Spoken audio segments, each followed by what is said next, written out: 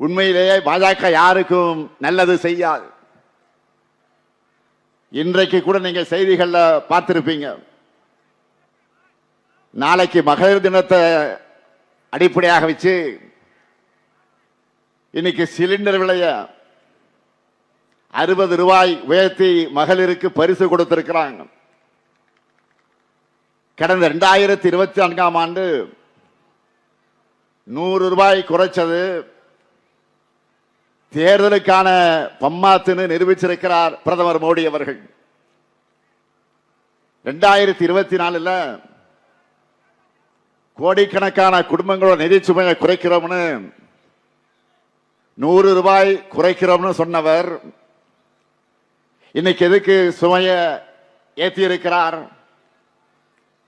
வார்த்தைக்கு வார்த்தை நாரி சக்தின்னு சொன்னவங்களுக்கு இன்னைக்கு அந்த பெண் சக்தி கண்ணுக்கு தெரியலையா?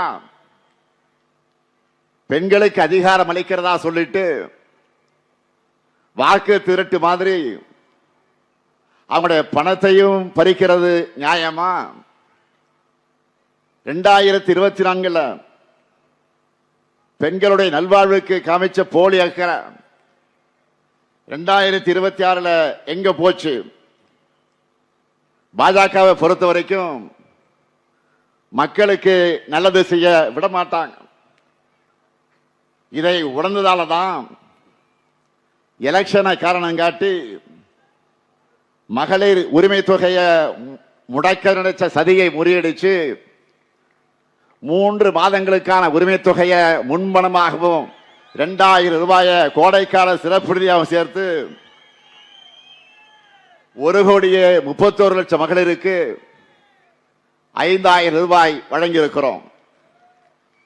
அது மட்டுமல்ல, திராவிட மாடல் 2.0 கலைஞர் மகளிர் உரிமை தொகையை 2,000 ரூபாயாக உயர்த்துவோம்னு அறிவிச்சிருக்கிறோம். மக்களுக்காக பார்த்து பார்த்து திட்டங்களை தீட்டி நன்மைகளை செஞ்சு மக்களுக்கு கொடுத்தா அதுதான் திமுக. மக்களை பற்றி கவலைப்படாம மக்கள் கிட்ட இருந்து எல்லாத்தையும் பறிச்சா அது பாஜக. இப்படி யாருக்குமே நன்மை செய்யாத பாஜகவா அதிமுகவுக்கு நன்மை செய்ய போகுது? அதிமுகவுடைய ரத்தத்தை தான் உறிஞ்சி எடுக்கும். அதுதான் நடக்க போகுது. இதுல பழனிசாமிக்கு ஏதாவது டவுட் இருந்தா இதுக்காவது அவர் கொஞ்சம் தலையை தூக்கி பீகார்ல நடக்கிறத பார்க்கணும். 10 முறை முதலமைச்சராக இருந்த மாண்புமிகு நிதிஷ்குமார பாஜக பந்தாடிச்சு. பீகார்ல நிதிஷ்குமார் அவருடைய ஐக்கிய ஜனதாதள தலைமையில் நடக்கிற என்டிஏ ஆட்சியில் ஐக்கிய ஜனதாதளத்தினுடைய தலைவர் நிதிஷ்குமார் பொறுப்பை, முதலமைச்சர் பொறுப்பை ராஜினாமா செஞ்சுட்டு இன்றைக்கு மாநிலங்களவை எம்பியாக போகிறார். இத்தனைக்கும் கடந்த நவம்பர் மாதம் தான் சட்டமன்ற தேர்தல் முடிஞ்சு நிதிஷ்குமார் சிஎம் ஆனார், முதலமைச்சரானார். அதுக்குள்ள அவர் பதவி விலகுகிறார் என்ற செய்தி அதிர்ச்சியாக இருக்கிறது. நிதிஷ்குமார் அவர்களுக்கு பதிலாக பாஜக சார்பில் புதிய முதலமைச்சர் பொறுப்பேற்க இருக்கிறதாக தகவல்கள் ஆதாரத்தோடு வருகிறது. இன்றைக்கு நிதிஷ்குமார் அவர்களுக்கு ஏற்பட்டு இருக்கக்கூடிய கதிதான் நாளைக்கு பழனிசாமி அவர்களுக்கும். அதுக்கு அவர் முதல்ல வெற்றி பெறணும்னு நீங்க நினைக்கிறது எனக்கு கேட்குது.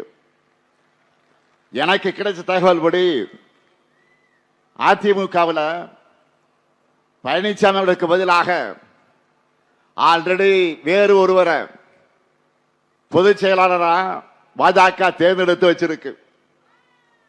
பழனிசாமி அவர்களை இந்த தேர்தல் வரைக்கும் தான் பாஜக வச்சிருக்கும். பிறகு அவரையே தூக்கி விடுவாங்க. அதுதான் நடக்க போகுது.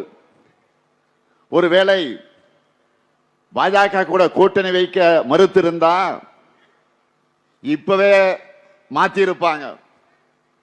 அந்த அளவுக்கு அதிமுக பாஜகவுடைய கண்ட்ரோலுக்கு போயிடுச்சு. அதிமுக தொண்டர்களுடைய வாக்குகளை வாங்கி தன்னை வளர்த்துக்க பாஜக போட்டிருக்கக்கூடிய திட்டத்திற்கு துணை போயிருக்கிறார் திருவாளர் பழனிசாமி அவர்கள். என்டிஏ சார்பில் இப்போ நடைபெறக்கூடிய தேர்தலுக்கான கூட்டங்களை பார்க்கிறீங்க. அதை கவனிச்சிருந்தீங்கன்னா நல்லா உங்களுக்கே புரியும். அதிமுக கூட்டணின்னு சொல்ல மாட்டாங்க, என்டிஏ கூட்டணி தான் சொல்லுவாங்க. ஏன் பிரதமர் மோடியே அதிமுக பெயரையே சொல்ல மாட்டார். 2 விரல் காட்டுற படத்தை கூட மாத்திடுவாங்க. இந்த பேட்டர்ன்கள் எல்லாம் கவனிச்சா மகாராஷ்டிராவில் சிவசேனாவுக்கு நடந்த மாதிரி, பீகார்ல நிதிஷ்குமாருக்கு நடக்கிற மாதிரி தான் தமிழ்நாட்டில் பழனிசாமி அவர்களுக்கு நடக்க போகுது. இதையெல்லாம் முன்கூட்டியே சரியா கணிச்ச காரணத்தால்தான் மக்கள் தலைவர் எம்ஜிஆர் பாதையில உண்மையான திராவிட இயக்கத்திற்கு திரும்ப வேண்டும் என்று முடிவெடுத்து அதிமுக உண்மை தொண்டர்கள் எல்லாம் தாய் கழகமான திராவிட முன்னேற்ற கழகத்திற்கு வந்திருக்கிறார்கள்.